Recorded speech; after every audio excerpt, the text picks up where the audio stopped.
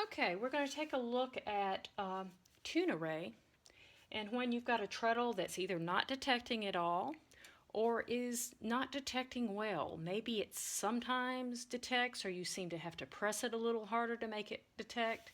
That's not desirable, so it's most likely that you need to move this magnet a little bit on the bottom of your treadle. So let's take a look at this. I'm going into system settings in tune array. And I usually just use any treadle, which is the first mode that comes up.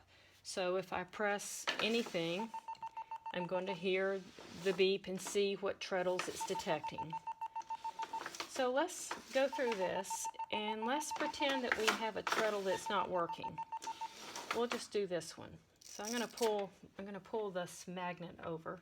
And I also will mention that on the Schacht Wolf series looms, and this is a Wolf Pup 8.10. If you're going to weave on carpet, you generally want the thinner magnet cases. If you're going to weave on a hard surface, hardwood or hard tile, you generally want some that are a little bit thicker, so we can supply both of these. And when we do supply the magnet cases, they have Velcro that's already pre-applied, and so one edge of the Velcro is going to go underneath the treadle. The other will stay on the magnet case. Pretty simple.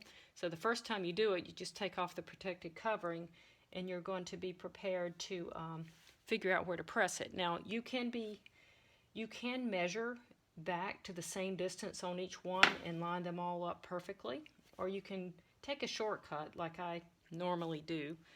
And here's how I do it. So I've got my system unit typically on the floor beside me, because that's just, while you're down here working with the treadles, it's easier to see than trying to look up at your castle.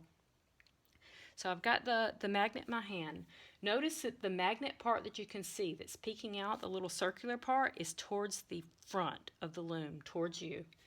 So I'm going to go underneath this treadle, and it's a little bit awkward, but you can get up here with one hand, and you can hold it underneath, and you start sliding it back.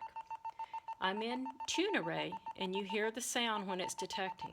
So try moving it forward and back, left and right, and you'll see where it's at its strongest, where it's nice and strong and detecting very reliably.